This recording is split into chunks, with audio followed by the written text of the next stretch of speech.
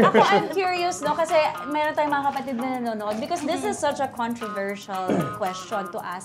I wonder kung mga kapatid natin, ano pipiliin nila? Mga kapatid, kakonect Ang natin dahil dyan. Basahin muna natin Mahal ang mga ko o comments mahal ng ako? ating mga kapatid. Sige, comment kayo dyan kung mahal ko Pero or mahal ako. i-add ko lang pwede nang maging podcast yung conversation Oo, natin. kanina. Pwede na tayo i-upload sa...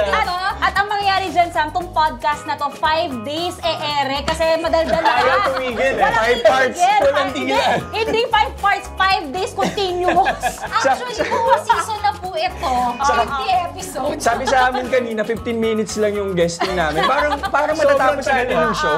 Parang kayang-kaya nyo Kaya hanggang itong bukas stress, to eh. maniwala kayo sa amin. Napasarap din sila. Pero yun na nga, super grateful to have you guys around. Thank you so Ayan. much. Ano sabi natin kung Diba? makulat dyan? Oo, ayan. Anong sabi? Magbasa tayo ng Wait lang, comments. hinahanap for yun. Ian. Ayan, mahal ako. May nakita na ako. Ayan. Sabi, mahal ko si Sam. Paki-explain. Ay! Sino yan? Siyempre. Hello, Gideon Tinsay. Uy, Shoutout si sa'yo. Gideon ay dati nating staff dito sa TV5. Oh, Gideon Insay. Hello. Ayan, Ito, basa-basa pa sabi ni tayo. Christian J. Dalumpines. Ay, ano sabi? Ano sabi? Ano sabi? Mas pipiliin ko yung mahal ako. Ay, wow! Hirap magmahal ngayon kung hindi naman ito ibibigay pabalik. Alam mo yung CJ na yan, balita kong masipag yan. So baka masipag din yung magmahal. Ayun. Sa mga single dyan, kontakin niyo yung Christian J. Dalumpines. Yung nag-comment po below, hanapin niyo na lang po. Hanapin niyo. Naka-green po siya today. Naka-green siya today. Yes, diba? Fresh na fresh. Oo. Okay, basa pa tayo. Sino pa? Mahal ko. Parang mas marami yung boto dito na mahal ko ang comment. Alam mo, hindi mo naman din sila masisi kung gugustuhin nila na That's right. ang piliin And ay yung it's mahal really a sila. selfless act pag ikaw yung pipili mo mas mahal mo. Pero know your boundaries kung ang pipiliin mo ay yung mahal mo, ha. Know your boundaries kasi baka mamaya mawala naman ka ng respeto sa sarili mo dahil hindi na ibabalik ng tao yung pagmamahal na binibigay mo. And learn how to read red flags, guys. Yes. Diyos ko po.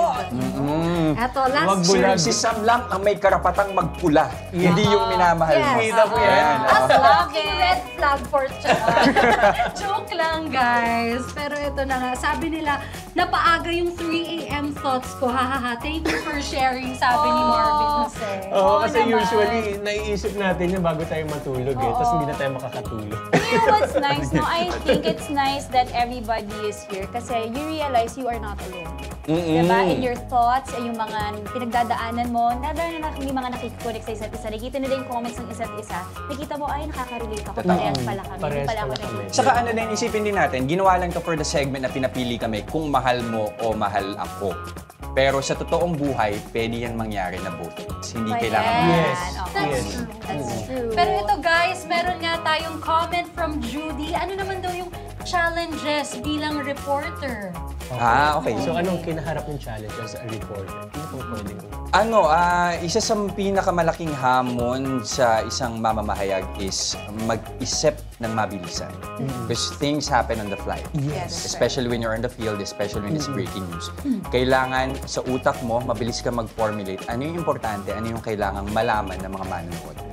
So lagi-lagi, dapat alam mo, ano yung una kong dapat itanong. Yes. Ano ba yung gustong malaman ng viewers? Yun ang dapat mong tinatanong. Ganda. So dapat din, pag nalaman mo yun, alam mo kung paano mo ilalahad yung kwento mo. Ano yung pinakauna nilang dapat malaman, paano ko yung susundan at paano ko tatapusin tong kwento na to para kumpleto yung alam nila. Pero sa panahon ngayon, ang pinakamalaking challenge, paano mo tatapatan yung mga taong nagbibigay ng maling impormasyon. Yes. Yun. Ganda. Wait. Sabi niya na lang. Okay lang yan. Wait, I do not feel any pressure right now. And then, because I totally agree with what Jess said, but maybe just to add to it, and I can add something else that has not been mentioned yet, siguro when the technical difficulties happen. Yes. Because sometimes meron kang gustong i-relay no, sa ating mga kapatid, pero minsan hindi makikisama yung signal, or minsan din yung interviewin mo, umalis na pala. Diba? Nangyari na yan many times, or minsan yung pupuntahan mong lugar, i-cover mo, let's say you got caught in traffic. Paano mo kahabulin yon? Lalo na live yung show mo. So there's really a lot of challenges, and just about mentioned, I think the most, which is what he said, you have to be quick. And that's still something I'm working on, but that's something Jess has already mastered. No? And as a host also, you have to be quick kasi may time na yung prompter mo babagsak, di ba? Or yung guides mo, babagsak. Or yung guest mo, iniba yung topic, so you have to learn how to follow up na nakastay pa rin kayo sa topic. And like I said, the most important thing also, one of the things I learned is, as a host and as a reporter or an anchor, you ask the questions that the people want to know. So, because you are speaking in a way on behalf of the people. Yes. Tama. So, you always have to put yourself in their shoes. Ano yung gusto nilang malaman? Yes. Ganon. Wag mo yung masyadong personal mo. Lagi mo ilalagay yung sarili mo sa posisyon. Grabe. Thank you so much, Maui and Jess. Napakagandang advice, di ba? For us as well, Yes. Mark Ian. Yes. Ang dami nating natutunan sa mga Actually, ako. ate at kuya. Ate at kuya! Sige na, sige na. Kuya, pwede na yun.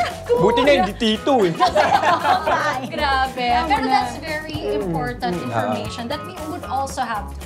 Kailangan din. Kaya natin thank yan. you talaga. Aside ayun from na- thanking them, of course, thank you din sa ating mga manonood na nagko-comment kung ano yung gusto nilang marinig. And ayun nga, thank you sa comment mo dahil narinig natin yung sides ng mga, kung ano yung experience nila sa report.